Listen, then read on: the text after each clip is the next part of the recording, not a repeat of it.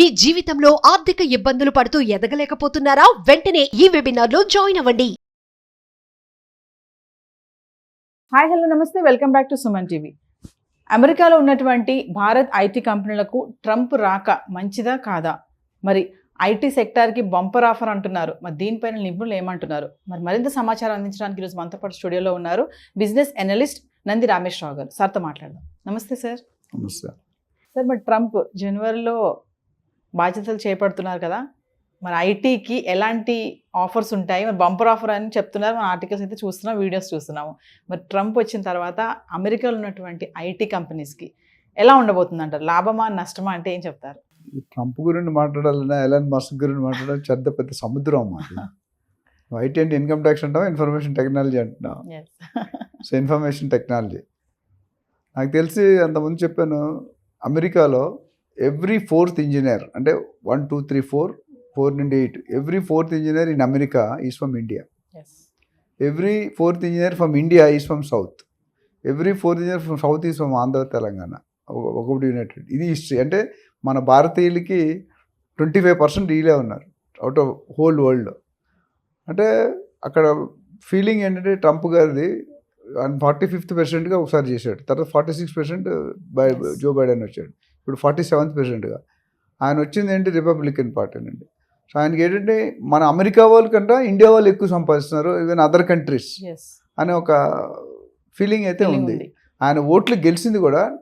ఇప్పుడు Elon Musk campaign చేశాడు ఆయన ట్విట్టర్ ద్వారా, మొత్తం వాల్యుబుల్ టైం స్పెండ్ చేశాడు. దానివల్ల బెనిఫిట్ ఏంటి, ఆయన గవర్నమెంట్లోనే పొజిషన్ వచ్చింది, డిపార్ట్మెంట్ ఆఫ్ గవర్నమెంట్ ఎఫిషియన్సీ అని పెట్టి ఆయన్ని వివేక్ రామస్వామి అడ్వైజర్గా పెట్టారు. అంటే క్యాబినెట్ లెవెల్ ర్యాంక్ అంటే అంత ఈజీ కాదు. అసలు ఏమీ లేకుంటే మామూలుగా పట్టిందల్లా దున్నేస్తాడు. ఏ ఫీల్డ్ పట్టుకుని ఆ ఫీల్డ్ ఆ పక్కనోడు ఖతం అయిపోతాడు. అలాంటి ఇప్పుడు క్యాబినెట్లో పొజిషన్ వచ్చింది, గవర్నమెంటే చేతిలో ఉంటుంది, అది కూడా సీనియర్ పొజిషన్. కమింగ్ బ్యాక్, అమెరికాలో ట్రంప్ ఏం చేస్తాడంటే ఇమిగ్రేషన్ పార్ట్ ఏముందో అది స్ట్రిక్ట్ చేస్తాడు. ఆయన గెలిచి, నేను చెప్పినట్టు ఎలక్షన్ గెలిచిందే దీని మీద యాక్షన్ తీసుకుంటాను, I will reduce the intake of out foreign country students. ఎందుకంటే మన వాళ్ళ వల్ల వాళ్ళ జాబులు పోతున్నాయి, లేదా మన వాళ్ళు సంపాదించింది వాళ్ళు సంపాదించదు. సో దేర్ స్కేర్సిటీ అయిపోతుంది జాబ్.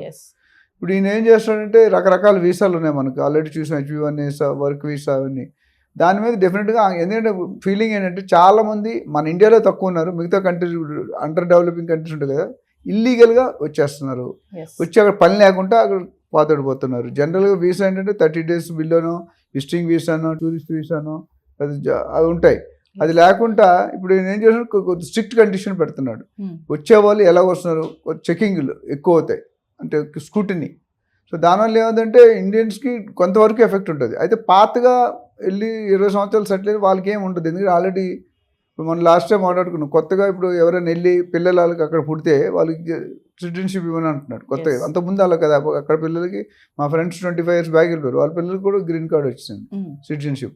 బట్ ఇప్పుడు కొత్తది ట్రంప్ వస్తే January 20కి ప్రెసిడెంట్గా వస్తాడు. ఆల్రెడీ గెలిచినప్పుడు దగ్గర నుండి గోల్డ్ మార్కెట్ ఎఫెక్ట్ అయింది, షేర్ మార్కెట్, ఏ మార్కెట్ కూడా అన్ని మార్కెట్లు వదలడు, ఈయన అన్నింటిలో పెడతాడు. సో ఇక్కడ ప్లస్ ఇప్పుడు ఎలాన్ మస్క్ ట్విట్టర్ అడ్వర్టైజ్మెంట్ ఇంకా టోటల్ డామినేషన్ ఉంటుంది. సో ఓవరాల్ నేను ఏం చెప్తుంటే ఐటీ పాత వాళ్ళు వెళ్ళబోయే వాళ్ళకి చాలా ఇబ్బంది ఉంది. ఇప్పుడు అక్కడ ఉన్న వాళ్ళు కూడా కొంతమంది వెనక్కి రావచ్చు, ఆయన స్ట్రిక్ట్ చేసే కండిషన్స్, వెనక్కి వచ్చే అవకాశాలు చాలా పుష్కలంగా కనిపిస్తుంది. సో మనం కేర్ఫుల్గా ఉండాలి. ఎందుకంటే చాలామంది రకరకాల ఇల్లీగల్ మెథడ్స్ వెళ్ళిపోతున్నారు, ఏదో విధంగా ఎంటర్ అయిపోతున్నారు. ఎంటర్ అయ్యి అక్కడ జాబ్ లేకుంటే, చదువు లేకుండా ఉండకూడదు మీరు అక్కడ, అది ఇంపార్టెంట్. అయితే ఇంకోటి H1B వర్క్ వీసా అంటున్నాం కదా, వాళ్ళకి ఏమైనా కష్టం ఉంటుందంటారా ట్రంప్ రాక?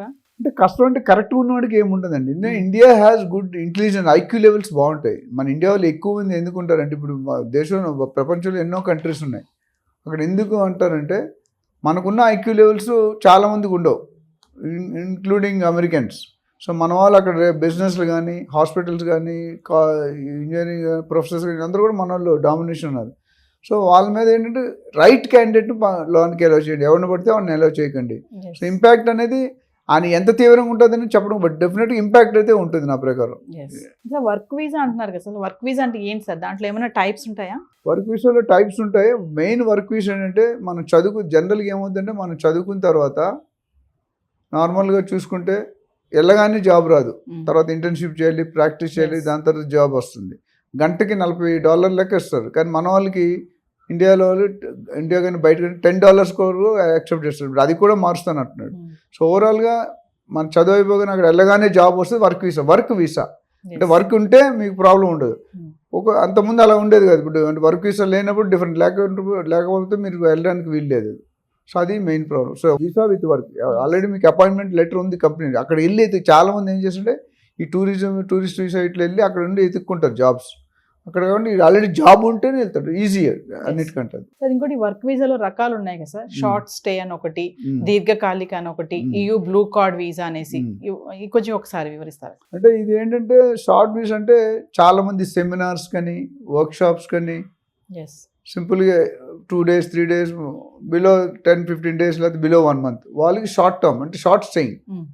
విజిటింగ్ వీసాకి అయితే 6 నెలలు అంత టైం ఉంటుంది. దీనికి షార్ట్ అంటే వెరీ రిస్ట్రిక్టెడ్ టైం. దీర్ఘకాలిక లాంగ్ టర్మ్ అంటే at least up to 1 year 90 days. అంటే కొన్ని కంట్రీకి కొన్ని రూల్స్ ఉంటాయి, ప్రతి కంట్రీకి. ఆ 1 year లోపు వెళ్తే మీకు లాంగ్ టర్మ్ వీసా. అదే EU బ్లూ అన్నారు కదా, దానికి ఏంటంటే మోర్ దెన్ 1 year. అంటే టాలెంట్ ఉన్న వాళ్ళు కూడా ఉంటాయి. ఎందుకంటే టాలెంట్ లేని వాళ్ళు తీసుకోరు. They don't want white elephants. White elephant అంటే పని పట్టు చేయలేడు. సో వాళ్ళు ఏంటంటే డెఫినెట్గా మన ఇండియన్స్ ఎందుకు ప్రిఫర్ చేస్తారంటే ముఖ్యంగా cost of labour is very less. వాడు $40 తీసుకుంటే మనం $10 కూడా వర్క్ చేస్తాం. అక్కడ వాళ్ళకి ఏంటంటే ప్రాఫిట్ ఎక్కువ ఉంటుంది. అందుకని ఇండియన్స్ బ్యాక్ అండ్ సర్వీస్ అని ఇండియాలో పెడతారు. వాళ్ళ దగ్గర పెట్టుకోరు. వాళ్ళ దగ్గర $40 మనకు $5 ఇచ్చే మనం చేస్తాం. జనరల్గా $10. అది సీనియారిటీ బట్టి 10 నుండి 20, 22, 30. యాక్చువల్లీ ఇప్పుడు లేటెస్ట్ ట్రంప్ ఏమంటున్నారంటే అది కూడా $10 నుండి కూడా అలౌ చేయని అంటున్నాడు. మన ఏంటి ఖాళీ ఉంటే డబ్బులు రావు కదా. సో ఆ $10 వచ్చిన కూడా స్క్రూటినీ చేయమండి. ఇప్పుడైతే యాక్సెప్ట్ చేస్తున్నారు ఇండియన్స్ కానీ అదర్ కంట్రీస్ కానీ. కానీ ఫ్యూచర్లో ఈయన ప్రెసిడెంట్ అయ్యాక దాని మీద కూడా ఒక కొరడా వేసే పరిస్థితి కనిపిస్తుంది. ఎందుకంటే మినిమం $25 ఉండాలి, $30 per hour నువ్వు సంపాదిస్తూనే ఇక్కడ ఉండు, లేకపోతే యూ లీవ్ ది కంట్రీ. ఇంకొకటి H1B అప్లికేషన్, వీసా అప్లికేషన్ పైన కూడా కఠిన పరిశీలన జరుగుతుందని చెప్పేసి వింటున్నాం మనము. అది ఎలా ఉంటుంది? ఈ ఇమిగ్రేషన్ అనేది ఇమిగ్రేషన్ మనం మాట్లాడుకున్న సబ్జెక్టులు అన్నీ కూడా అన్నిటి మీద ఇంపాక్ట్ ఉంటుంది. ఎంత ఇంపాక్ట్ ఉంటుంది చెప్పలేం, బట్ డెఫినెట్గా impact is going to be there because it's totally against more people coming in and occupying Americans jobs. మనం వెళ్ళామంటే వాటి మనం తక్కువ రేటుకి ఎక్కువ పని ఇస్తాం, వాళ్ళు ఎక్కువ రేటుకి తక్కువ పని చేస్తారు. సో డెఫినెట్గా అప్లికేషన్ స్క్రూటినీలో టైట్ చేస్తాడు. ఇంతకుముందు అంత లిబరలైజేషన్ ఉండదు.